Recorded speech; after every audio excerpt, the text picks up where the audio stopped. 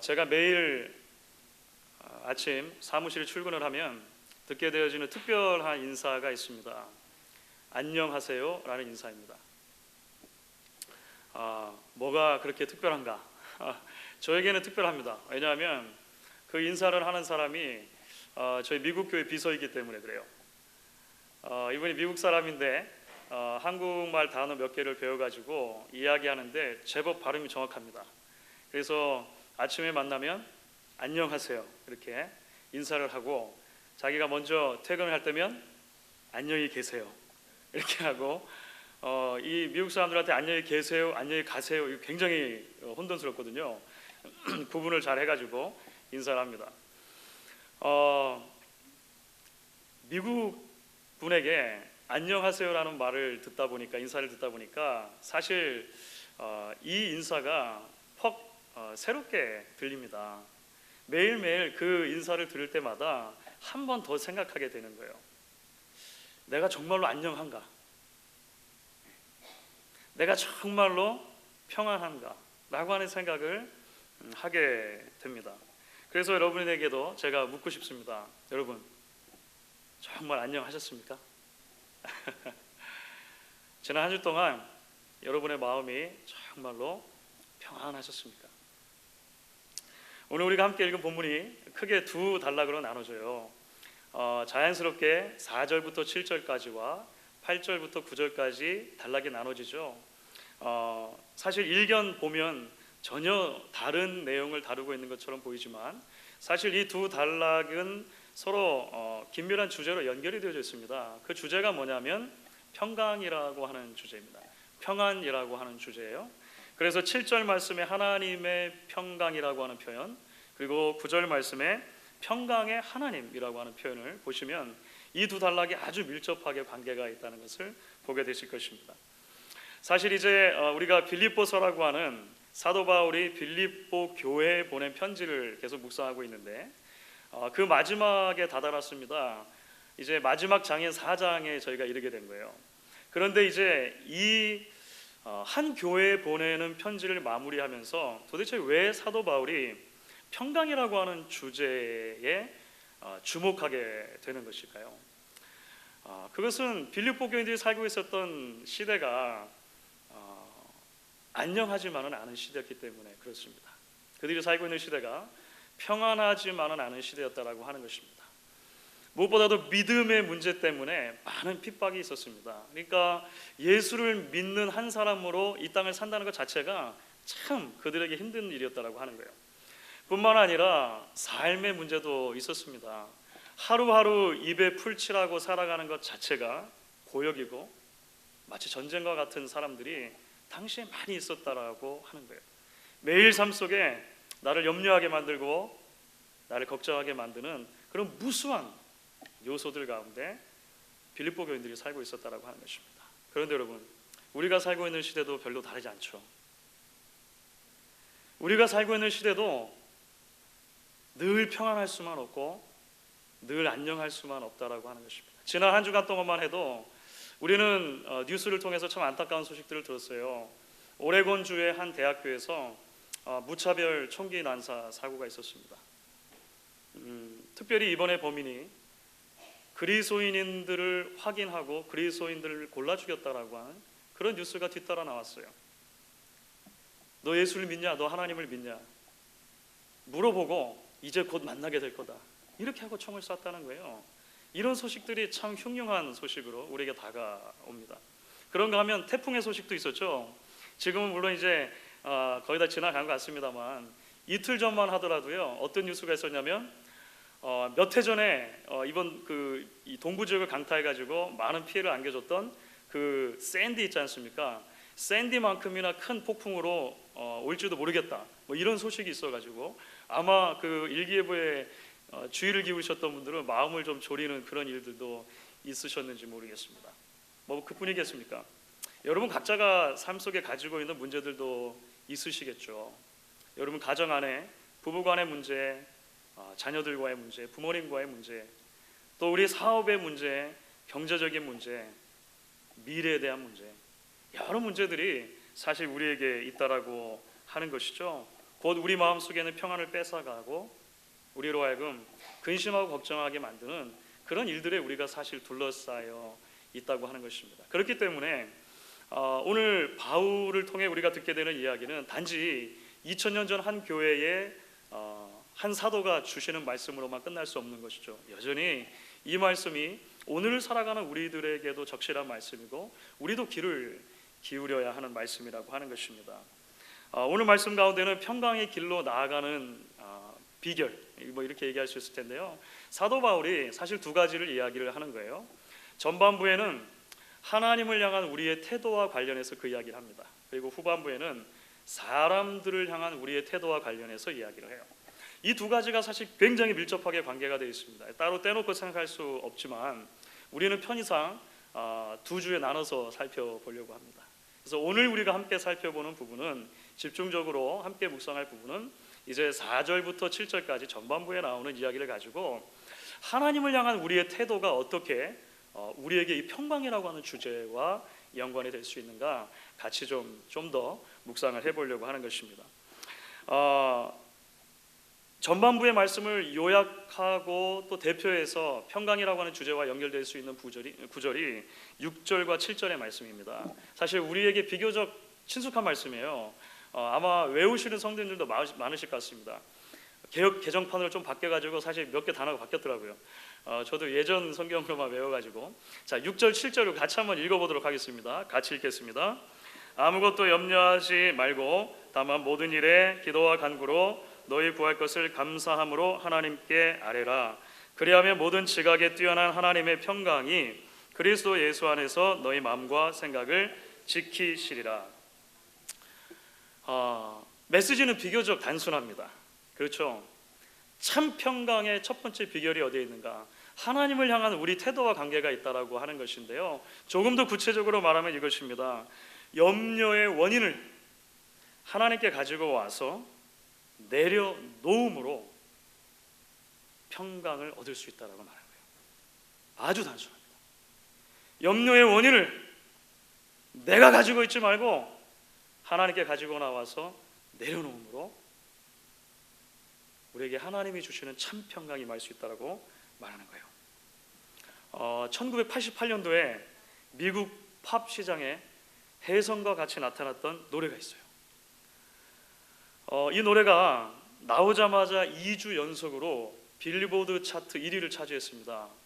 그리고 그 이듬해가 되는 1989년도에 그래미상이라고 있어요. 그 음악하는 사람들 굉장히 중요한 상이거든요.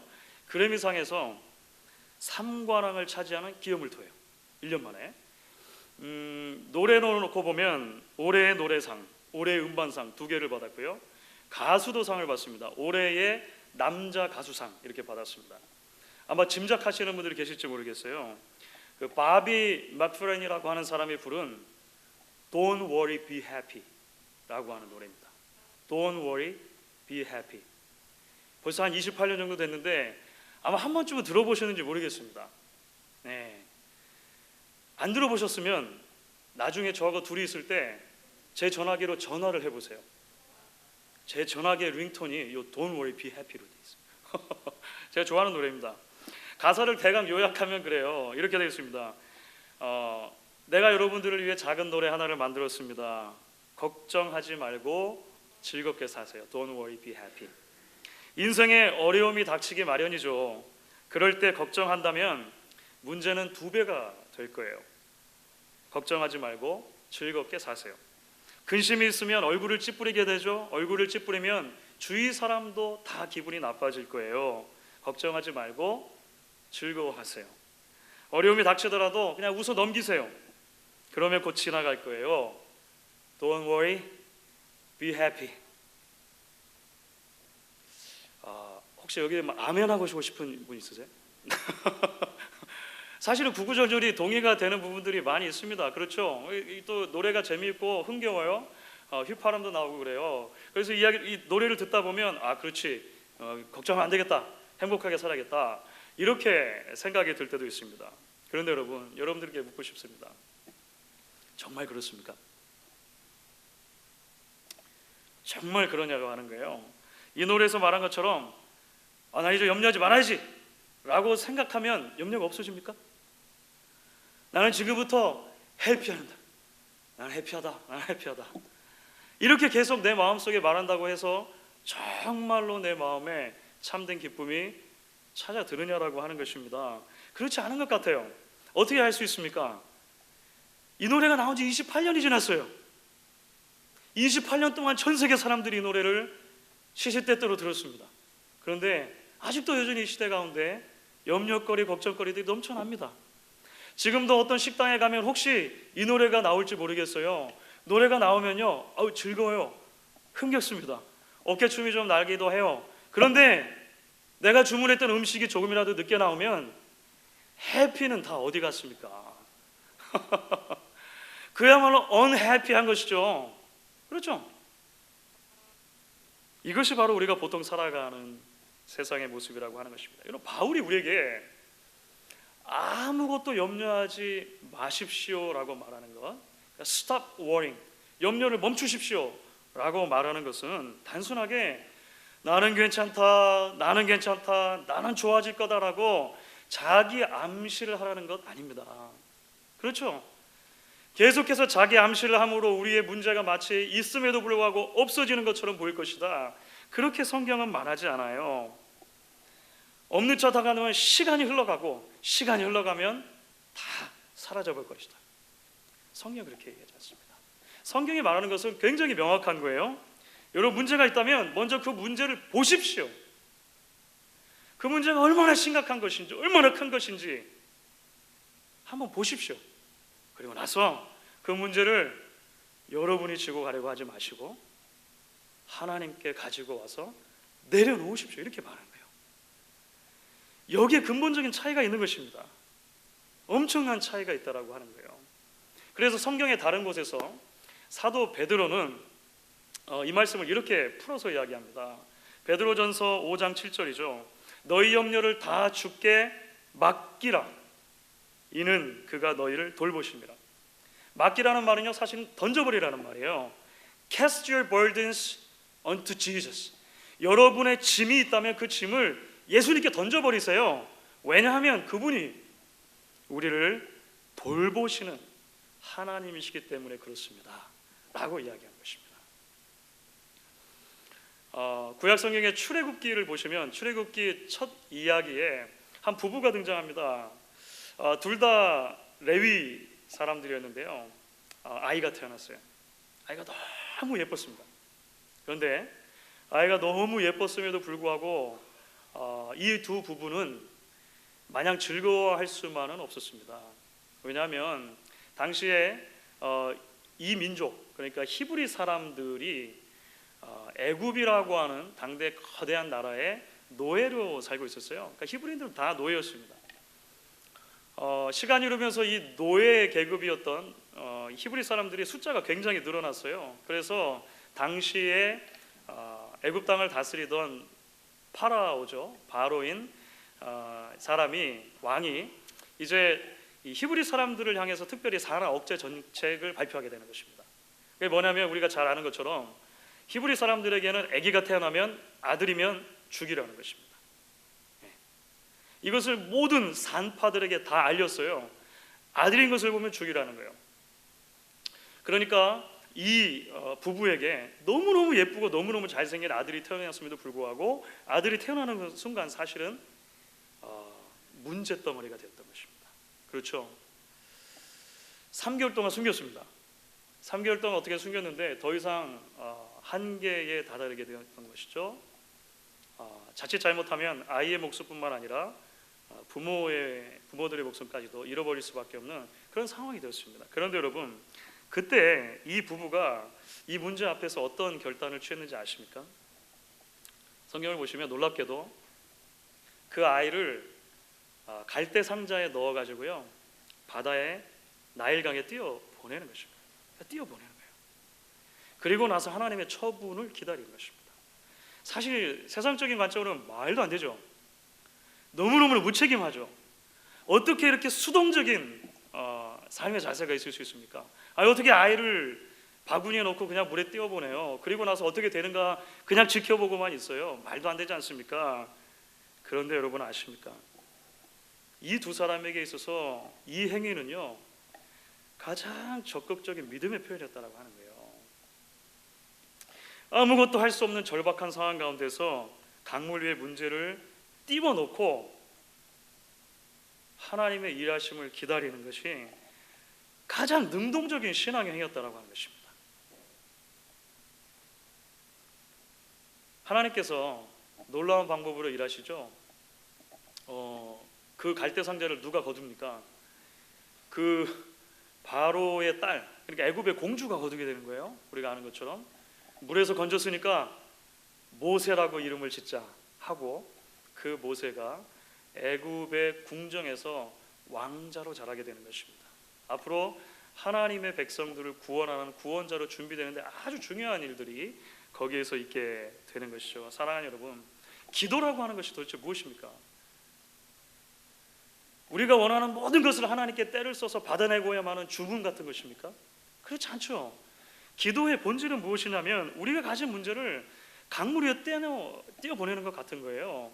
내가 더 이상 가지고 있지 않겠습니다. 하나님께서 해결해 주시기 원합니다라고 하는 것입니다. 그리고 그것이 일견 가장 수동적으로 보이는 바로 그것이 우리의 가장 적극적이고 능동적인 믿음의 행위가 될 수 있다라고 하는 것입니다. 여러분, 이 말을 거꾸로 하면 이렇게도 볼 수가 있겠죠. 이 말을 거꾸로 하면 우리가 염려로부터 자유로울 수 없는 이유가 무엇인가 생각을 할 수가 있게 돼요.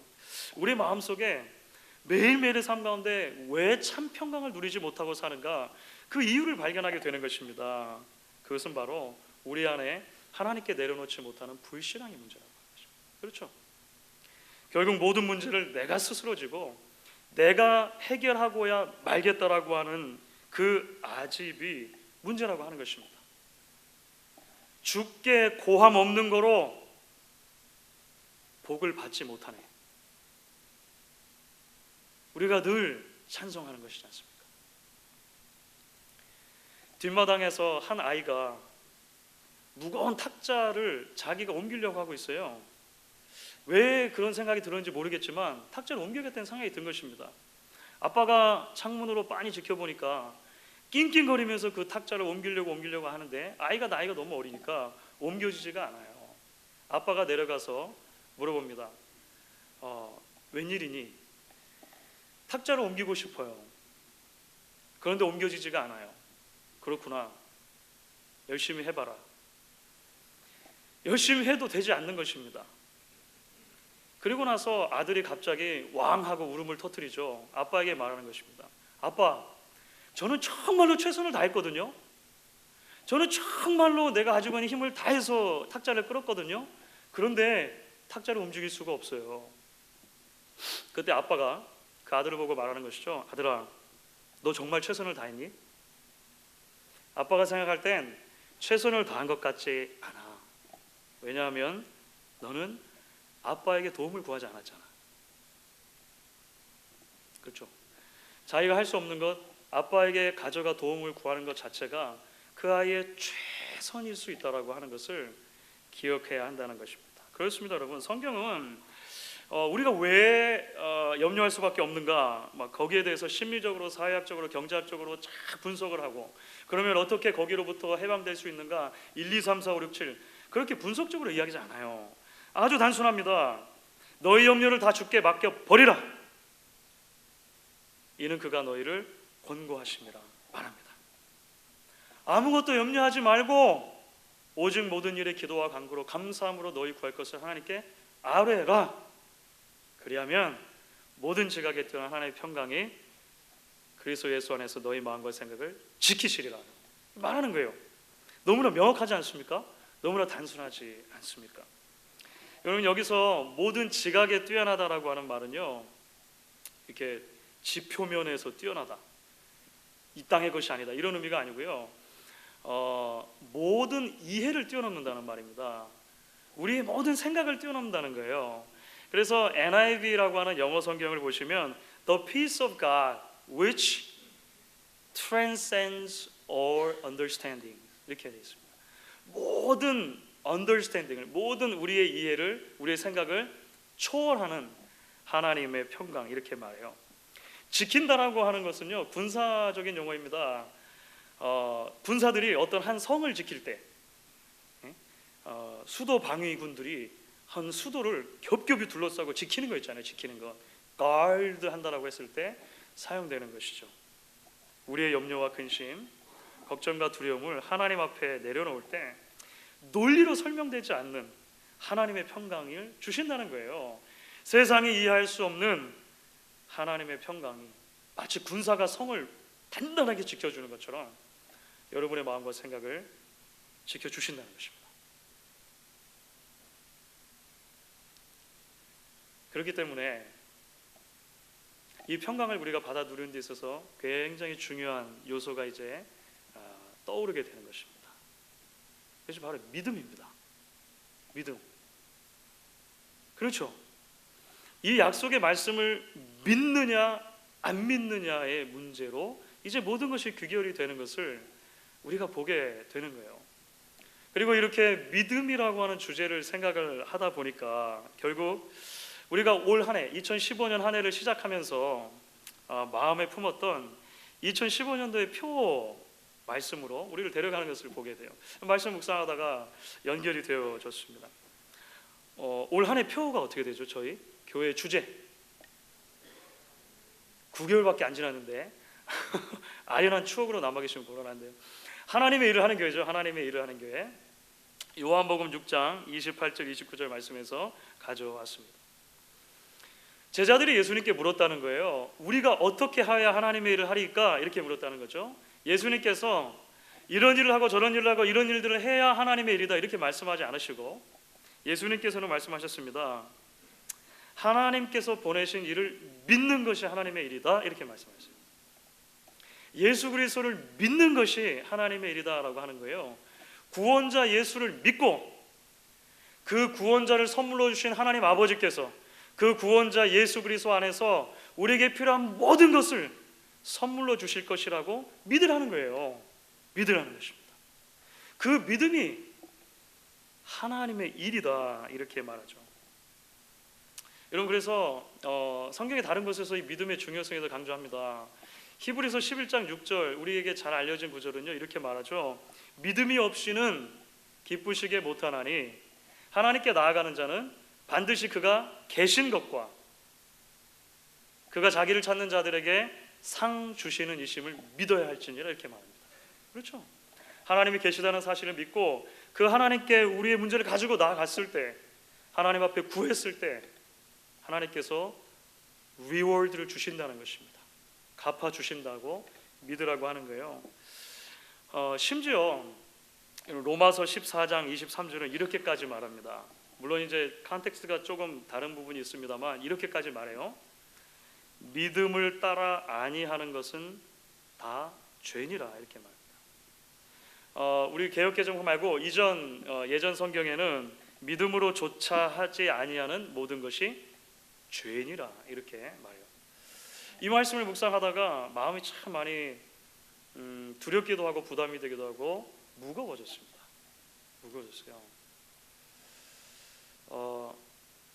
소위 교회 관련돼서 종교적인 일들을 가장 많이 하는 사람이 저입니다. 그렇죠. 그런데 하나님의 말씀에 부딪히는 순간 믿음으로 하지 않는 설교가 단지 못한 설교, 죽순 설교가 아니라 죄구나라고 하는 것을 깨달아요. 내가 믿음으로 하지 않은 기도가 하나님 앞에 죄일 수 있겠구나.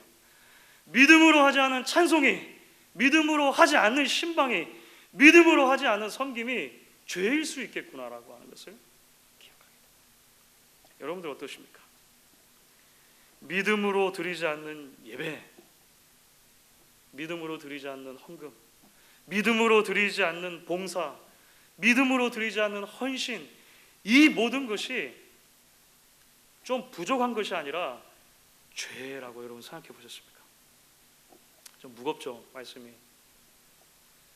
사랑하는 여러분, 물론 이 말씀은 그렇기 때문에 우리가 100% 믿음이 없다면, 완전한 믿음이 없다면 아예 아무 일도 하지 말아라, 다 손을 놔라, 이렇게 말하는 건 아니죠.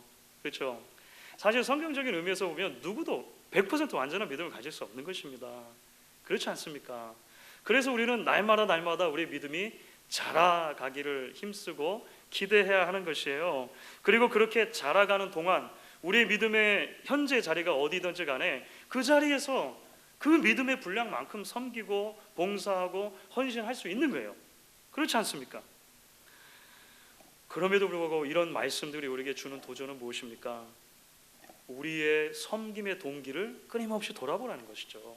마치 달리는 말에 채찍질을 하듯이 온전한 믿음의 길로, 온전한 평강의 길로 저와 여러분을 초대하는 것이 성경에 기록된 바로 이런 말씀이라고 하는 것입니다. 말씀을 좀 마무리하도록 하겠습니다. 그리고 작년 말에 크리스천 포스트라고 하는 기독교 잡지가 있는데요.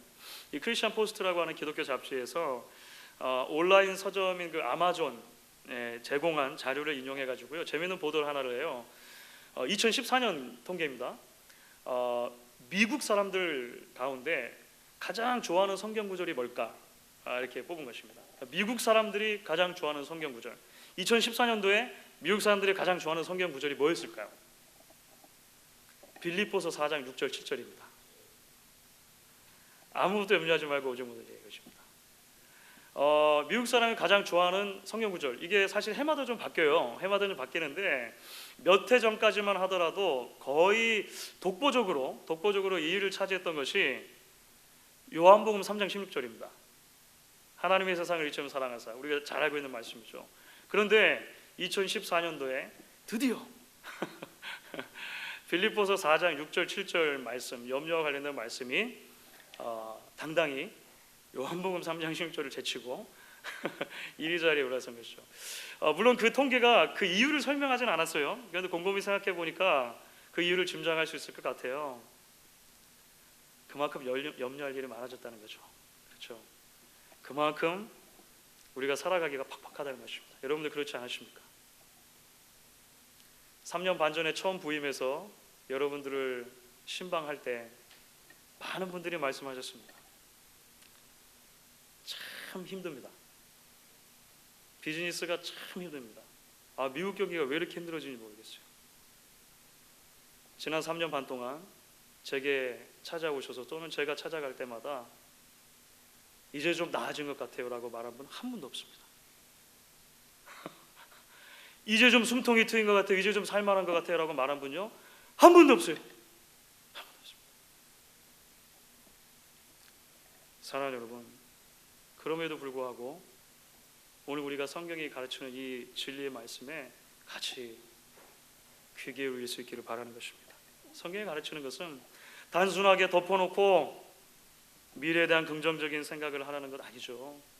나는 괜찮다, 나는 괜찮다, 자기 암시를 말하는 것도 아니라고 말씀을 드렸습니다. 성경이 말하는 것은요, 우리의 눈을 들라는 거예요. 우리의 시선을 들어서 하나님에게로 우리의 시선을 고정시키라고 하는 것입니다. 그리고 그 하나님께 우리의 문제거리들을 띄워 보내드리라고 하는 것이죠. 믿음이 필요합니다. 신뢰가 필요합니다. 분명한 것은 그렇게 하나님께 나아갈 때 이 세상이 이해할 수 없고 이 세상이 줄 수 없는 종류의 평안을 하나님께서 주신다는 것입니다. 하늘로부터 오는 평안, 하나님께로부터 오는 하나님 자신이 소유한 절대 평안을 저와 여러분에게 나눠 주시겠다라고 하는 것이죠. 이 평강이 믿음으로 하나님을 바라보는 저와 여러분에게 오늘 채워질 수 있기를 주의 이름으로 간절히 축원하겠습니다. 우리 같이 한번 찬양하도록 하겠습니다. 찬송가 412장